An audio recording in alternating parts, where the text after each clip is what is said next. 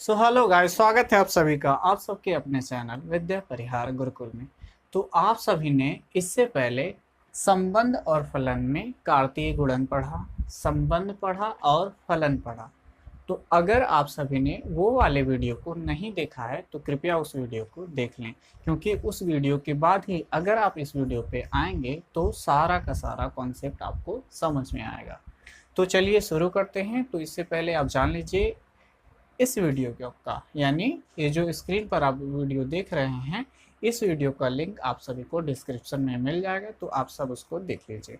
तो आइए शुरू करते हैं आज का अपना लेक्चर। तो हमने फलन पढ़ लिया है। अब जो फलन होते हैं वो दो टाइप्स के होते हैं।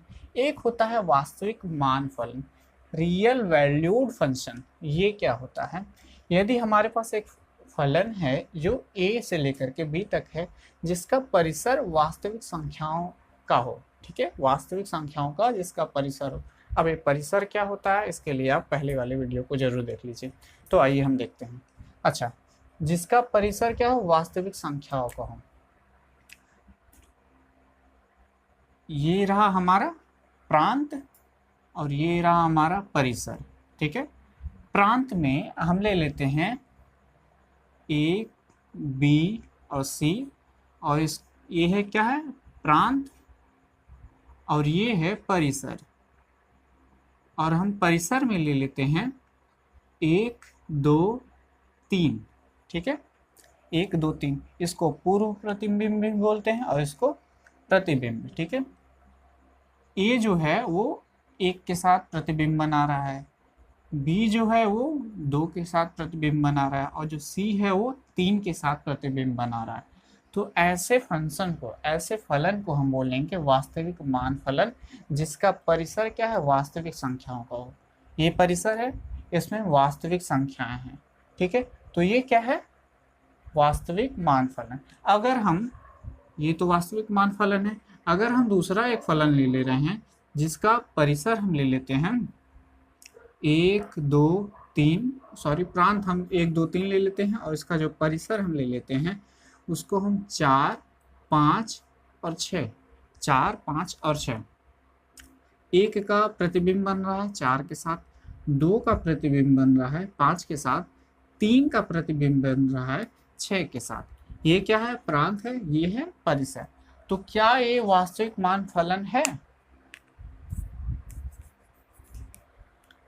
यहाँ पे क्या कंडीशन है, कंडीशन ये होना चाहिए कि परिसर क्या हो, वास्तविक संख्याओं का। तो ये वास्तविक संख्या है, हमको इससे कोई लेना देना नहीं है कि यहाँ वास्तविक संख्याएं हैं या फिर कोई वेरिएबल टर्म है, जैसे ABC एक वेरिएबल टर्म है, ठीक है। तो ये भी क्या है, वास्तविक मान फलन है, ठीक है।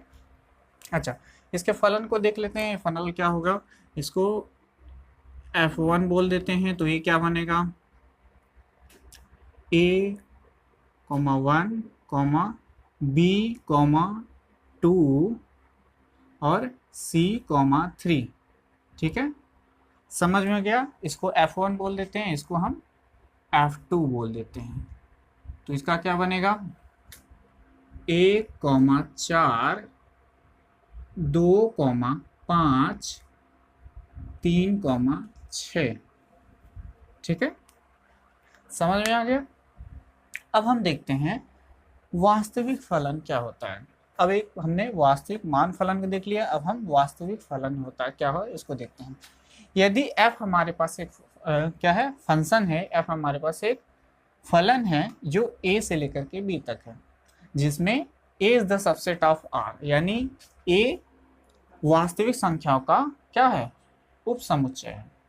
a वास्तविक संख्याओं का उपसमुच्चय है, और b भी क्या है, वास्तविक संख्याओं का उपसमुच्चय है। r क्या है, वास्तविक संख्याओं का समुच्चय होता है, ठीक है। तो b क्या है, वास्तविक संख्याओं का उपसमुच्चय हो, तो ऐसे फलन को वास्तविक फलन कहते हैं। तो हम क्या कहेंगे, वास्तविक फलन कहेंगे, ठीक है। एक एग्जाम्पल और ले लेते हैं, चलिए हम इसी एग्जाम्पल को ले लेते हैं, ठीक है।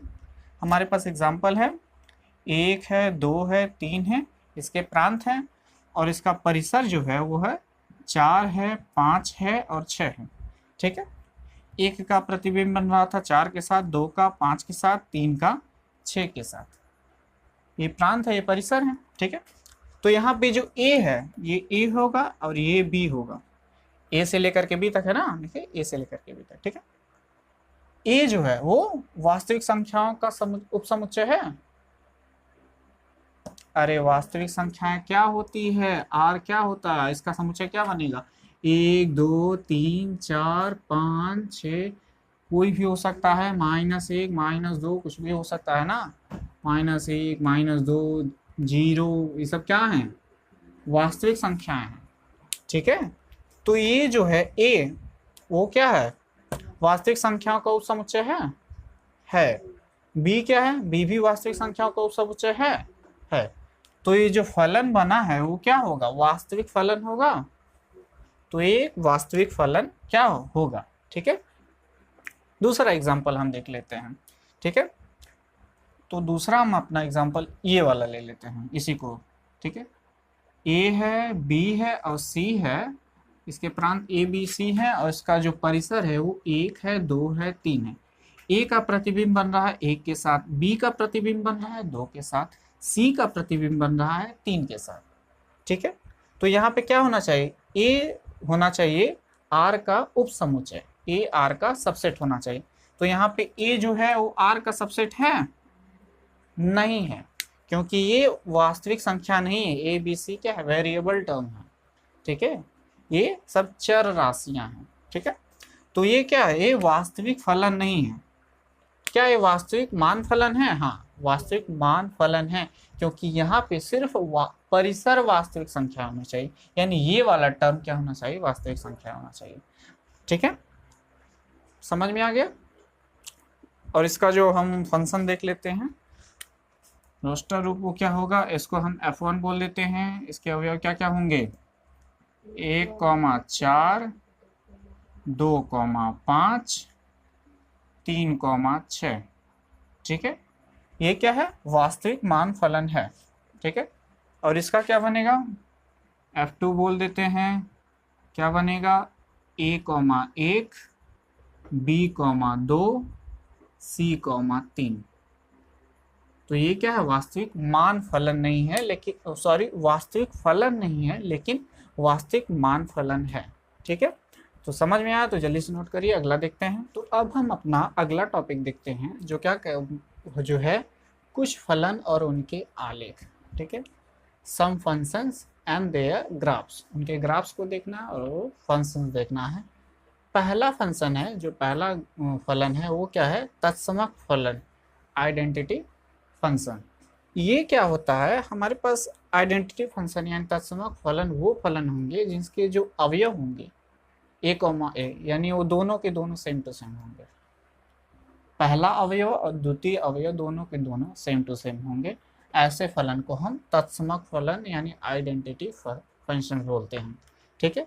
तो इसका फलन हम एक एग्जांपल के साथ समझ लेते हैं। हमारे पास मान लीजिए एक एग्जांपल f है, ठीक है, जिसके अवयव क्या है, -1। अगर हम a -1 लिए तो ये भी क्या आएगा, वो भी -1 ही आएगा।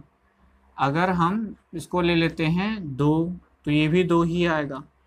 देखिए ए होना चाहिए, और ए क्या होना चाहिए, वास्तविक संख्या होना चाहिए। ए बिलोंग्स टू रियल नंबर्स, ठीक है। तो ये होगा। अगर मान लेते हैं हम -2 लेते हैं तो ये भी -2 ही आएगा, ठीक है। उसी तरह अगर हम इसको 3 ले लेते हैं तो ये भी 3 आएगा। अगर हम इसको -3 लेते हैं तो ये भी -3 ही आएगा, ठीक है। समझ में आ रहा है। यानी यहाँ पे हमारे पास जो फंक्शन होगा, जो y होगा fx के बराबर होगा, ठीक है। y बराबर fx ये होता है, हमको इस टाइप के कुछ फंक्शन मिलेंगे। तो इसका हम ग्राफ एक बार देख लेते हैं, इसका ग्राफ क्या होगा। बस इतना तो समझ में आ गया कि यानी इसके जो दोनों अवयव होंगे वो एक समान होंगे, ठीक है। और ऐसे जो फंक्शन बनेंगे, इस टाइप के जो फंक्शन बनेंगे उसको हम क्या बोलेंगे, तत्समक फलन यानी आइडेंटिटी फंक्शन, ठीक है। इसका हम ग्राफ देख लेते हैं। तो ये रहा हमारे पास y एक्सिस, ये रहा x एक्सिस, ये x और ये y, ठीक है। इसको हम डॉट कर लेते हैं, इसको 1, इसको 2, इसको 3, इसको 4, उसी तरह ये 1 2 3 4 -1 -2 -3 -1 -2 -3 -4। ठीक है, इसका हम ग्राफ देख लेते हैं। ठीक है, पहला, अच्छा कोऑर्डिनेट तो आपको पता ही होगा कि अगर हम कोई कोऑर्डिनेट लिख रहे हैं 1,1, इसका मतलब ये क्या है, ये x है, ये y है ना, तो पता होगा ना, पहला वाला x होता है, दूसरा वाला y होता है। तो यहाँ पे क्या है, x क्या है, -1 है, और y क्या है, -1 है। अच्छा, x -1 कहाँ पे है, यहाँ पे है, y -1 कहाँ पे है, यहाँ पे, यानी पॉइंट कुछ यहाँ पे आएगा, यहाँ पे आएगा, -1, -1 का कोऑर्डिनेट, यानी क्या है, इसको हिंदी में क्या बोलते हैं कोऑर्डिनेट को, हाँ निर्देशांक, यानी -1, -1 यहाँ पे आएगा। दूसरा क्या है, x क्या है 2, y क्या है 2, x 2 है, y 2 है, यानी इसका कोऑर्डिनेट कहाँ पे आएगा, कुछ यहाँ पे आएगा। 2,2 का कोऑर्डिनेट यानी निर्देशांक यहाँ पे आएगा। -2 और -2, -2 x में है यहाँ पे, -2 y में है यहाँ पे, यानी यहाँ पे इन दोनों का कुछ कोऑर्डिनेट जो होगा वो यहाँ पे आएगा। समझ में आया? अगला देखते हैं, अगर x 3 हो तो y भी 3 है, x 3 है तो y भी 3 है, तो यानी इसका कोऑर्डिनेट कुछ हम यहाँ पे आएगा। इंच पटरी से आप लोग स्केल वगैरह से देख लीजिएगा। हाँ, अगर x -3 है, y भी -3 है, यानी कुछ यहाँ पे आ रहा है इसका। ठीक है, तो इसका अगर हम सारे पॉइंट्स को मिला दें तो ये जो ग्राफ बनेगा कुछ इस तरह बनेगा, सीधा लाइन रहेगा। ठीक है, कुछ इस तरह ग्राफ बनेगा। तो ये होता है तत्समक फलन का ग्राफ। तत्समक फलन का ग्राफ अगर आपसे पूछ लिया जाए, ग्राफ भी कभी मान लीजिए पूछ लिया जाए कि y बराबर x का आप ग्राफ बनाइए, तो यही होगा, यानी y जितना है उतना ही x होगा। अगर हम y का मान 2 लेते हैं तो x का मान भी 2 होगा, और ये जो y होता है वही क्या होता है, fx होता है। ठीक है, fx क्या है, फलन है। समझ में आया? तत्समक फलन, इसका ग्राफ नोट करिए। अगला देखते हैं। अच्छा, एक पॉइंट इसमें छूट गया, उसको देख लेते हैं। अच्छा, इसका प्रांत क्या होगा, प्रांत क्या होगा, ये जो है वो सभी वास्तविक संख्याएं हैं, तो प्रांत भी क्या होगा, सारी वास्तविक संख्याएं होंगी, वास्तविक संख्याएं। ठीक है, संख्याएं। ठीक है, और इसका परिसर क्या होगा, अच्छा ये दोनों इक्वल है ना, मतलब जो ये है वो यही है, तो परिसर भी क्या होगा, वो भी वास्तविक संख्या होंगे, वास्तविक संख्याएं। समझ में आया? और ये वास्तविक संख्या कहाँ से कहाँ तक हो सकती हैं, ओपन ब्रैकेट, इधर देखिए ओपन ब्रैकेट, -∞ से इन्फिनिटी तक, प्लस के इन्फिनिटी तक। अच्छा, ये जो ओपन ब्रैकेट है इसका मतलब समझ में आ रहा है, ओपन इंटरवल, खुला ब्रैकेट, खुला ब्रैकेट यानी -∞ को नहीं लिया जाएगा, और यहाँ से +∞ को नहीं लिया जाएगा, अनंत, इसका मतलब अनंत होता है। ठीक है, और इसके बीच के सभी के सभी नंबर्स लिए जाएंगे, सभी के सभी अवयव लिए जाएंगे। और इसी तरह ये भी है, वो कहाँ से, -∞ से इन्फिनिटी तक। और अच्छा, ये खुला ब्रैकेट और बंद ब्रैकेट अगर ना समझ में आ रहा हो तो कम से तो ये वाले वीडियो को देख लीजिएगा, अवकलन कुछ साधारण मैथ को, इसमें हमने बहुत अच्छे तरीके से इसको समझाया है, तो उसको देख लीजिएगा। आइए अब हम अगला देखते हैं। हमारे पास अगला फलन है अचर फलन। अचर फलन मीन्स कांस्टेंट फलन। कांस्टेंट फलन क्या होता है, अब इसको समझते हैं। यानी हमारे पास एक फलन होगा जो r से लेकर r होगा। r क्या है, वास्तविक संख्याएं। ठीक है, यानी वास्तविक संख्याएं ही उसमें रहेंगी। जैसे फॉर एग्जांपल हमारे पास एक फलन है y को ही हम fx बोलते हैं। ठीक है, y ही fx है, y बराबर fx बराबर c हो, और यहाँ पे c क्या है, c एक, जहां c अचर है। ठीक है, और अचर है, और यहाँ पे जो x जो होगा, यहाँ पे x जो होगा वो बिलोंग करेगा सभी वास्तविक संख्याओं से। ठीक है, वास्तविक संख्या से क्यों बिलोंग करेगा, क्योंकि यहाँ पे जो फलन होगा वो R से R तक है, यानी वास्तविक संख्याओं तक ही है। समझ में आया, नहीं आया? चलो एक एग्जांपल से देखते हैं। हमारे पास एक एग्जांपल है, y बराबर, अगर हम बोल दें y बराबर 3 है, y बराबर क्या है, 3 है, इसका ग्राफ बनाने के लिए। ठीक है, अच्छा यहाँ पे y बराबर, हाँ, ये जो y है वही क्या है, fx भी है, बराबर 3 है। ठीक है, अच्छा अगर हम यहाँ पे x में, अगर हम यहाँ पे मान लेते हैं, हम एक ग्राफ बना, एक टेबल बनाते हैं। ठीक है, एक टेबल बनाते हैं और अच्छे तरीके से समझ में आएगा, बुक में ऐसे ही समझाया। ये हम x लेते हैं और ये y लेते हैं। ठीक है, देखिए अगर हम x में 1 ले, y बराबर कितना होगा, 3 ही होगा। अगर हम यहाँ पे fx में x की जगह पे हम 1 लें तो y क्या होगा, 3 ही होगा। ठीक है, अच्छा 3 क्यों होगा, मान लेते हैं कुछ देर के लिए हमारे पास कोई फंक्शन y बराबर 3x। ठीक है, अब हम यहाँ पे अगर fx की जगह पर अगर हम x 1 लें तो कितना हो जाएगा, 3 हो जाएगा। अगर हम यहाँ पे 2 लें तो ये कितना हो जाएगा, 6 हो जाएगा, क्योंकि यहाँ पे जब 2 रखेंगे 2 3 6 हो जाएगा। ठीक है, अब समझ में आ रहा है।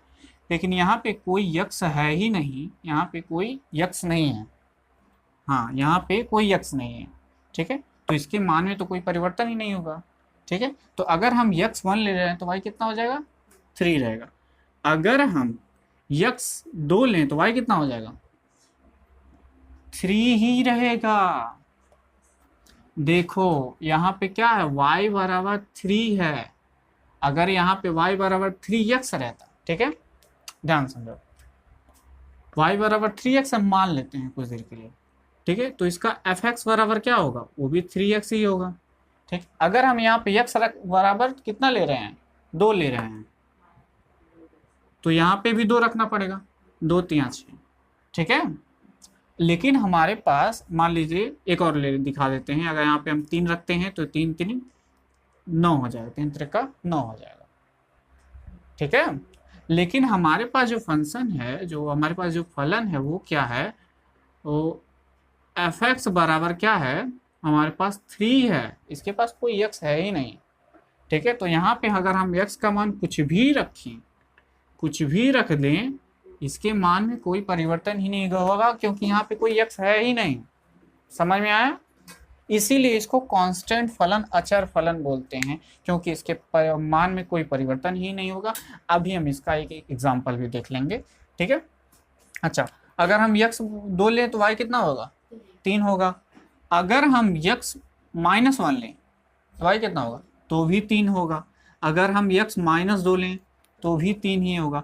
यानी इसके मान में कुछ भी मान रख दो, क्या हो गया, y हमेशा 3 ही आएगा। ये बात समझ में आ रहा है कि नहीं, x हम एक और ले लेते हैं, 4 लेते हैं तो भी 3 होगा। ठीक है, तो इसका ग्राफ कैसा बनेगा देख लेते हैं थोड़ा सा। अच्छा, ग्राफ देखने से पहले एक बार इसका फलन देख लेते हैं। हमारे पास जो फलन होगा उसके अवयव क्या होंगे, अगर 1 है तो y 3 होगा, ये क्या है 2 है तो 3 होगा, -1 है तो भी 3 होगा, -2 है तो भी 3 होगा, 4 है तो भी 3 होगा। ठीक है, तो समझ में आ रहा है, यानी द्वितीय अवयव जो हैं इसके वो क्या हैं, सभी के सभी एक ही समान है, सब 3 3 3 3 3 3 ही आ रहे हैं। ठीक है, अब इसका ग्राफ जल्दी से देख लेते हैं। ठीक है, अगर हम x1 लेते हैं, x1 कहाँ पे है, यहाँ पे, y कितना आ रहा है, 3 है, तो इसका जो पॉइंट आएगा, निर्देशांक हो आएगा, यहाँ पे कुछ आएगा, इतना समझ आ रहा है। हाँ चलो, अगर हम x2 लें, y कितना आएगा, 3 ही आएगा, यानी यहाँ पे कुछ आएगा निर्देशांक। अगर हम x क्या ले रहे हैं, -1, y कितना आ रहा है, 3 ही आ रहा है, यानी अब इधर आएगा। ठीक है, अगर हम x -2 लेते हैं, x -2 लेते हैं तो y कितना आएगा, फिर भी 3 ही आएगा। ठीक है, x 4 लेते हैं तो y कितना आएगा, फिर भी 3 ही आएगा। अच्छा, ये समझ में आ रहा है कि नहीं। ठीक है, अब हमको क्या करना है, बस इन सभी को मिला देना है, तो ये कांस्टेंट होगा, ये कांस्टेंट ही होगा। अच्छा, एक बात याद है, अवकलन वाले में हमने बताया था कि अगर कोई बॉडी रेस्ट पे है यानी विरामावस्था में है तो क्या होगा, समय तो बढ़ता रहेगा यानी उसकी स्थिति नहीं बदलेगी। तो कुछ इसी तरह तो था, y बराबर 3 है यानी वहाँ पे जाके रुका हुआ है और लेकिन समय बढ़ता जाएगा। तो सेम टू सेम वही है, यहाँ पे क्या है, y कांस्टेंट है, y तो बढ़ ही नहीं रहा क्योंकि इसके पास कोई x ही नहीं है। ठीक है, तो ये बन गया एक कांस्टेंट ग्राफ यानी अचर फलन का क्या है, आलेख। आलेख बोलिए या फिर ग्राफ, ग्राफ बोलिएगा ज़्यादा समझ में आएगा। ठीक है, तो इसको नोट करिए, अगला देखते हैं। इसका एक आधा और एग्जाम्पल हम देख लेते हैं। अगर हम बोल देते हैं y बराबर हम बोल दें -3 का ग्राफ बनाइए, तो ये क्या होगा, यहाँ पे ग्राफ बन जाएगा ऐसे। ठीक है, y बराबर अगर हम बोल दें 1 का ग्राफ बनाइए तो यहाँ पे आप बना देंगे इसे। ठीक है, समझ में आ रहा है, तो यही ग्राफ होगा, तो इसको नोट कर लीजिएगा। इसको हम मिटा देते हैं, तो बाकी को जल्दी से नोट करिए। अब हमारे पास जो तीसरा है वो है बहुपदी फलन। बहुपदी फलन क्या होगा, ठीक है, बहुपदी फलन में हमारे पास एक फलन होगा जो r से r, अब तक तो समझ में आ गया होगा, r क्या है, वास्तविक संख्याओं। ठीक है, वास्तविक संख्याओं का समुच्चय। ठीक है, एक बहुपदी फलन है यदि x जो है वो वास्तविक संख्या हो और y यानी जो fx है y वो क्या हो, इस रूप में हो, a0 a1x a2x square a3x³ plus ऐसे करते करते an x की पावर n तक। ठीक है, जहाँ n क्या होना चाहिए, ऋणात्मक नहीं होना चाहिए। और जो ये जो a हैं, a 1 2 3 4 ये सारे क्या होना चाहिए, वास्तविक संख्या होनी चाहिए। ठीक है, समझ में आया, नहीं समझ में आया। ठीक है, चलो एक एग्जांपल समझते हैं। यानी हमारे पास जो y होगा वो कुछ इस तरह होगा। यानी हमारे पास मान लीजिए y है, ले लेते हैं 2x + 1 के रूप में होगा। y जो है वो x² + 3x + 2 के रूप में हो सकता है। y जो है वो x³ + 1 के रूप में हो सकता है। ठीक है, यहाँ पे क्या है,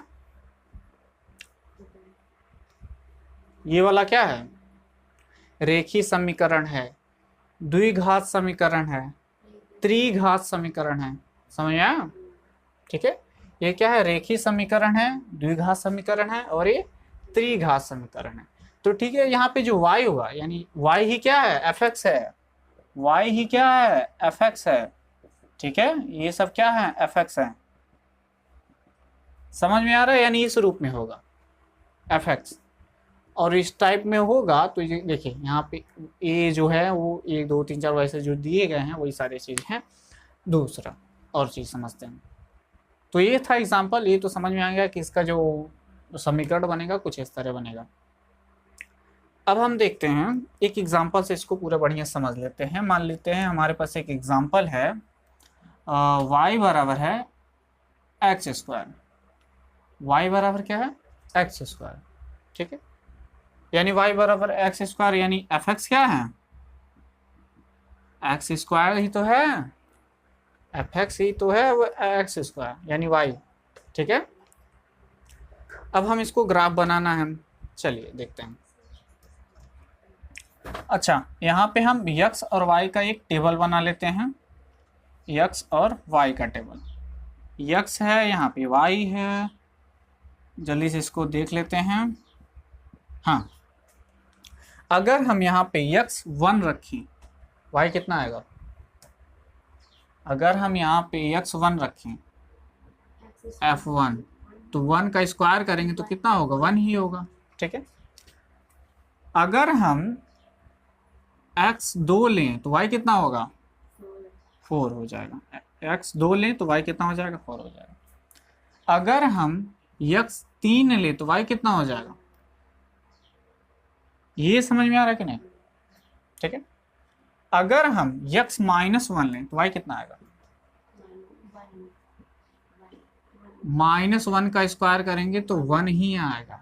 ठीक है, 1 आएगा। ठीक है, अगर हम x -2 लें तो कितना आएगा, 4 ही आएगा। -2 का स्क्वायर करेंगे तो 4 ही आएगा। ठीक है, समझ में आ रहा है कि नहीं। अगर -3 ले तो कितना आएगा, 9 आएगा।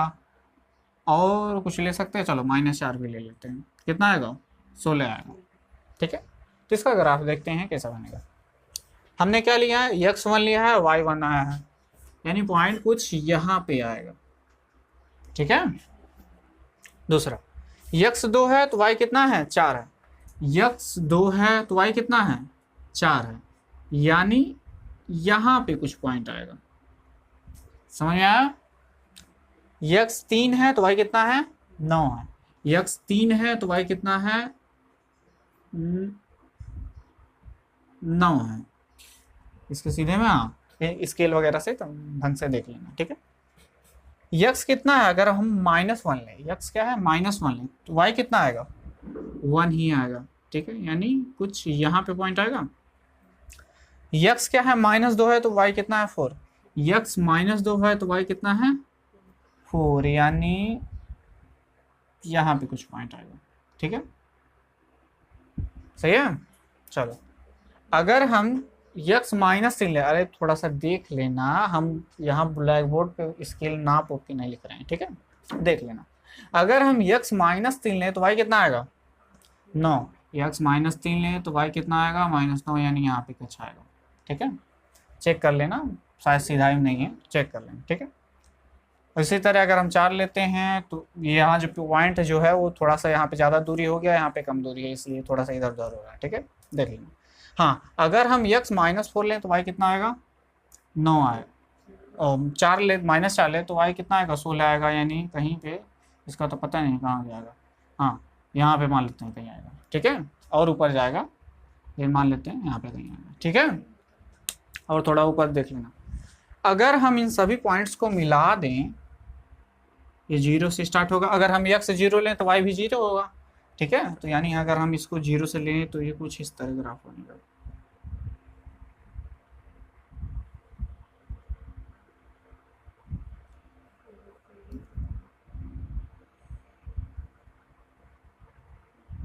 ठीक है, और इसका जो ग्राफ बनेगा वो ऐसे कुछ ग्राफ बनेगा, यानी दोनों सेम टू सेम हो गए। ग्राफ कुछ इस तरह बनेगा। थोड़ा सा और सीधा कर देते हैं। अरे ये तो और टेढ़ा हो गया। हाँ, तो इसका ग्राफ कुछ इस तरह बनेगा, यानी y बराबर x² का अगर ग्राफ पूछ ले तो इसका ग्राफ कुछ इस तरह बनेगा। अच्छा, इसका फलन भी देख लेते हैं, फलन क्या होगा। अगर 1 लेते हैं तो ये भी 1 आएगा, अगर 2 लेते हैं तो ये भी 4 आएगा, अगर 3 लेते हैं तो ये 9 आएगा, और क्या है, -1 लेते हैं तो 1 आएगा, और -2 लेते हैं तो ये 4 आएगा, और -3 लेते हैं तो ये 9 आएगा, और -4 लेते हैं तो ये 16 आएगा। तो ये हो गया इसका फलन। अच्छा, इसका परिसर और हम प्रांत देखते हैं। ठीक है, परिसर और प्रांत क्या होगा, परिसर, अच्छा इसका परिसर प्रांत। प्रांत पहले देखते हैं क्या क्या है। 1 है, 2 है, 3 है, -1 है, -2 है, -3 है, -4 है, इस तरह करते करते बहुत सारे होंगे। ठीक है, और जो प्रांत होगा वो क्या होगा, वो क्या आएगा, 1 है, 2 है, 1 2 नहीं है यहाँ पे, 1 है, 4 है, 9 है, और 16 है। ठीक है, और भी देख लेना, अपना चेक कर लेना उसमें। ठीक है, यानी ये जो है इसका जो परिसर आएगा, ठीक है, वो हाँ ये उल्टा बोले, हाँ इसका जो प्रांत होगा, ठीक है, वो क्या हो सकता है, -∞ से इन्फिनिटी तक हो सकता है। ठीक है, यानी माइनस भी हो सकता है, प्लस भी हो सकता है, ये जो प्रांत, ध्यान से देखो। लेकिन इसका जो परिसर है, इसका जो परिसर है वो क्या आएगा, हमेशा पॉजिटिव आएगा। समझ में आ रहा कि नहीं। इसका जो प्रांत है वो -∞ से प्लस के इन्फिनिटी तक, और इसका जो परिसर है वो क्या हो सकता है, वो 0 से लेकर के इन्फिनिटी तक हो सकता है, ये कभी माइनस में नहीं जाएगा। परिसर क्या है, माइनस में नहीं जाएगा। इसके लिए y बराबर एक्स स्क्वायर के लिए, समझ में आ रहा है? जल्दी से नोट करो। इसका एक और एग्जांपल देख लेते हैं। हमारे पास एक फलन है y बराबर हमारे पास है x की पावर 3 यानी x क्यूब, ठीक है। तो इसका फलन क्या होगा, एफ एक्स बराबर क्या होगा, x की पावर 3, ठीक है। आइए इसका टेबल बना लेते हैं। ये रहा इसका टेबल, और ये रहा x, ये रहा y। अगर हम x का मान 1 लेते हैं तो y का मान कितना आएगा, 1 ही आएगा। अरे देखो यहाँ पे 1 रखेंगे तो ये भी 1 आएगा। अगर हम x को 2 लेते हैं तो y का मान कितना आएगा, 8 आएगा। अगर हम x 3 लेते हैं 27 आएगा, ठीक है। 27 तो है नहीं, चलो ठीक है रहने देते इतना नहीं, ठीक है। अगर हम x -1 लेते हैं y का मान कितना आएगा, अरे x का मान -1 लेते हैं तो -1 गुड़े -1 गुड़े -1, ठीक है। तो ये माइनस माइनस प्लस होगा, फिर माइनस हो जाएगा, ठीक है। तो ये क्या हो जाएगा, -1। उसी तरह अगर x हम -2 लेते हैं तो y कितना मान कितना होगा, -8 हो जाएगा, ठीक है।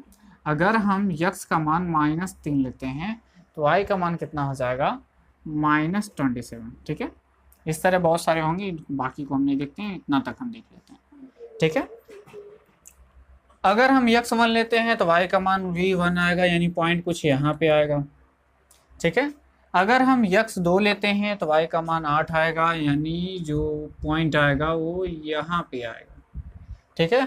अगर हम x 3 लेते हैं तो y का मान 27 आएगा, x का मान 3 है, y का मान 27 का आता पता नहीं है, ठीक है। तो कहीं हम यहाँ पे कहीं ले लेते हैं, ठीक है।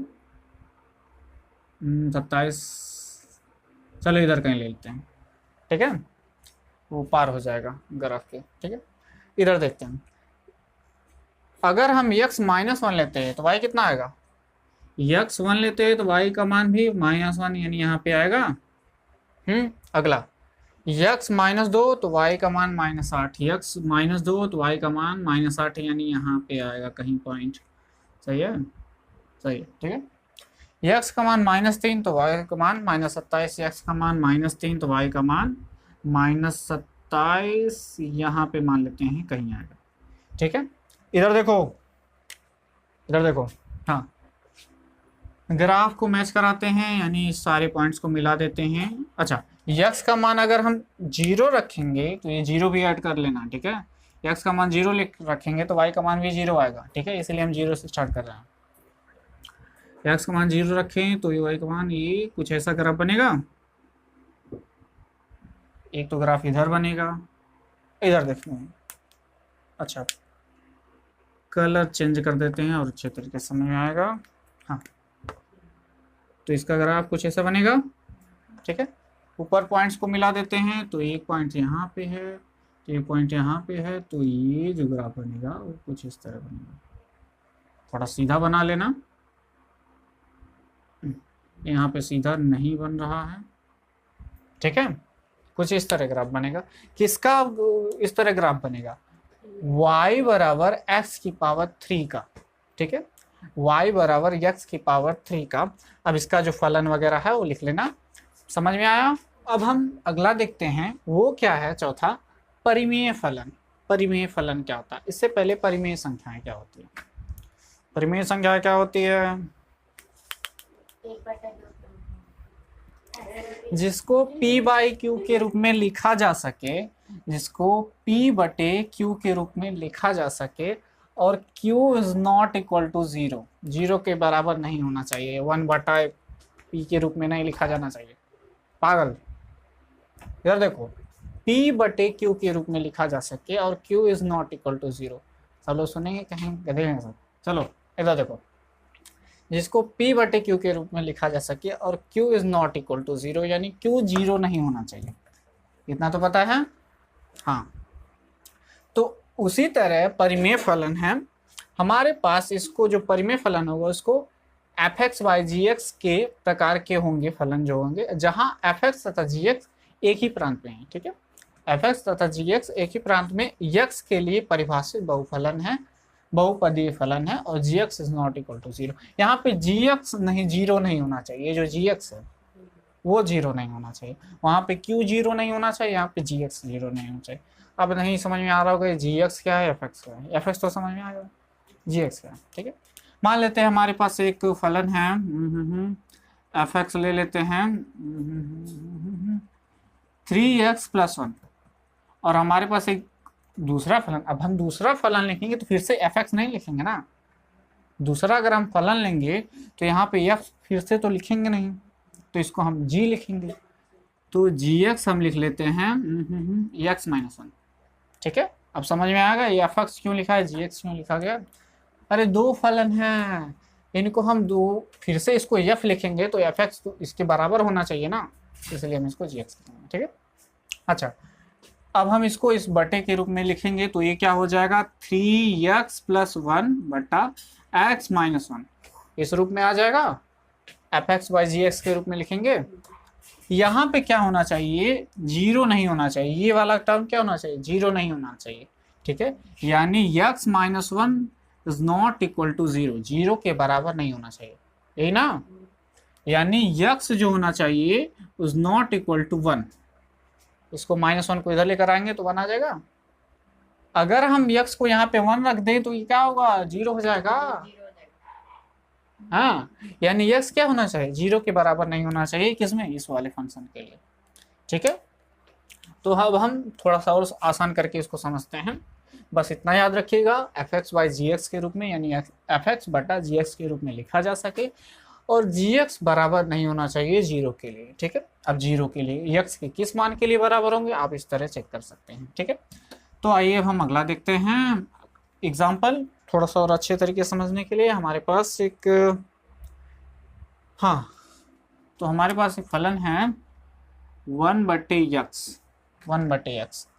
यहाँ पे एफ एक्स बराबर कितना है, 1 है, और ये क्या है, एक अचर फलन है, इसके पहले पढ़ाए थे दूसरा वाला, अचर फलन है। जी एक्स बराबर कितना है, एक्स है। चलो अब हम इसको देखते हैं और अच्छे तरीके से समझते हैं। इसका एक टेबल बना लेते हैं, ये रहा हमारा टेबल x और y का। अगर हम x का मान 1 रखते हैं तो y का मान कितना आएगा, 1 ही आएगा। ये क्या है, y ही है, y बराबर 1/x। ठीक है, और ये क्या है, एफ एक्स के बराबर, एफ एक्स नहीं, एफ एक्स बटा जी एक्स के बराबर है, एफ एक्स बटे जी एक्स के बराबर है। ठीक है, ये जो इसके बराबर है, तो y बराबर कितना आएगा, 1 आएगा।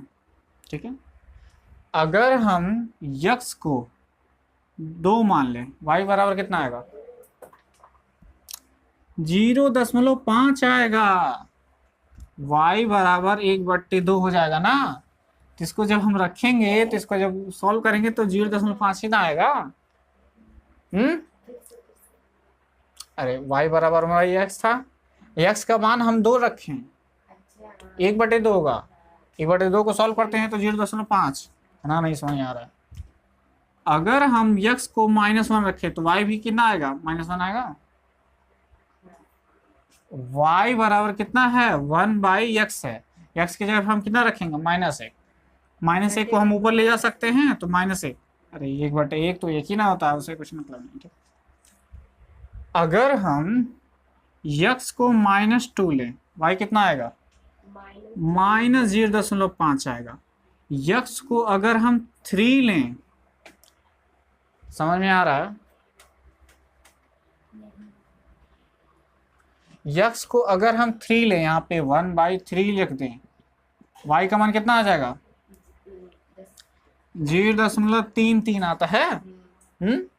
तो 0.3 आ जाएगा।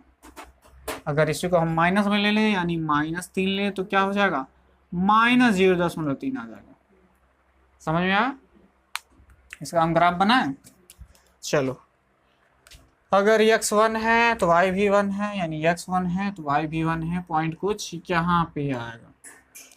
ठीक है, यहाँ पे क्या होना चाहिए, एक बात और याद रखना, यहाँ पे यक्स 0 नहीं होना चाहिए, ये होना चाहिए ना यक्स को 0 को छोड़ करके। यहाँ पे पहले हम 0 भी रख देते थे, यहाँ पे हम 0 नहीं रखेंगे, ठीक है। चलो, तो ये अगर यक्स 1 है तो वाई भी 1 है, अगर यक्स 2 है तो वाई 0.5 है। यक्स 2 है, वाई कितना है 0.5, यानी 0.5 कहीं यहाँ पे आएगा, अरे 0.5 यही ना आएगा, 1 और 0 के बीच में। यक्स हम क्या रखे हैं 2, यक्स 2 यहाँ पे है, वाई 0 कहाँ पे है प्लस में, देखो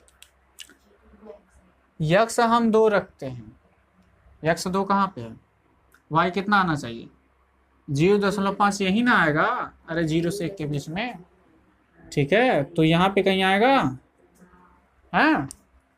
अगर हम हाँ यक्स 3 रखते हैं तो वाई कितना आएगा, 3 रखे हैं तो ये और भी छोटा हो जाएगा, यानी यहाँ पे कहीं आएगा, अरे 0.3 ही इससे भी छोटा आएगा ना, ठीक है। तो इसी तरह अगर हम और भी कुछ और मान रख देते हैं, अगर मान लेते हैं यक्स बराबर हम रख देते हैं 5 रख देते हैं, तो वाई बराबर कितना आएगा 0.2 आएगा। अगर यक्स हम -5 रख देते हैं तो वाई बराबर -0.2 आएगा। अच्छा, यक्स बराबर 5 रखे हैं तो वाई बराबर कितना आना चाहिए 0.2, यानी इससे भी छोटा होगा, ठीक है, यानी यहाँ पे कहीं होगा और भी छोटा होगा, ठीक है। समझ में आ रहा है, हैं? चलो, यानी अगर हम इसका ग्राफ बनाएं तो कुछ इस तरह बनेगा,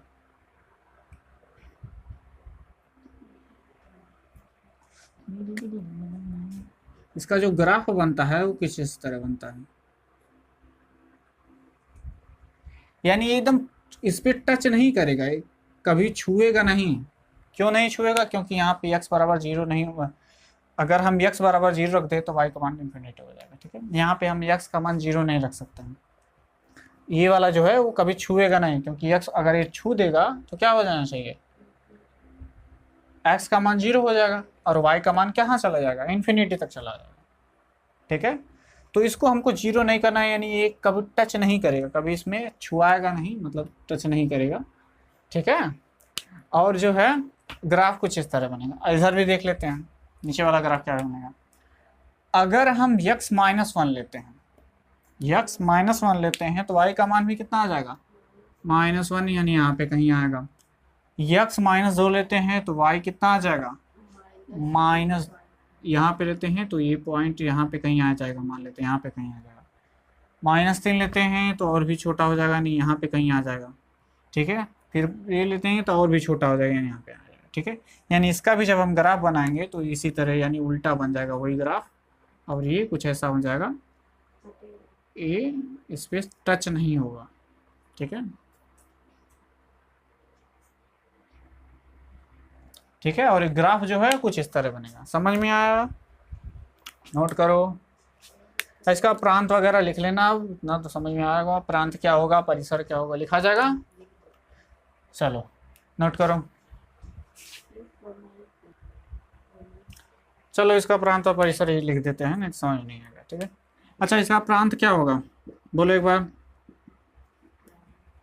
सभी वास्तविक संख्याएं होंगी, कोई भी वास्तविक संख्या हम ले सकते हैं, ठीक है। सभी वास्तविक संख्याएं होंगी और क्या होगा 0 को छोड़ करके। अगर हम यहाँ पे 0 नहीं लेंगे ना, इसके लिए हम देखते हैं x बराबर हम 0 नहीं लेंगे, प्रांत यही ना है। परिसर वही सेम टू सेम ये भी होगा, सभी वास्तविक संख्याएं होंगी 0 को छोड़ करके, ठीक है। अरे इसमें 0 कहाँ आ रहा है, ठीक है। इसीलिए ना तो ये इसमें टच करेगा ना तो ये इसमें टच करेगा, ठीक है, ना तो ये इसमें टच करेगा ना तो ये इसमें टच करेगा, और इसका ग्राफ बन जाएगा। तो ये था कुछ फलन और उनके आलेख का चार हमने बता दिया। अगला हम अगले वीडियो में बताएंगे। तो मिलते हैं अगले वीडियो में, तब तक के लिए धन्यवाद।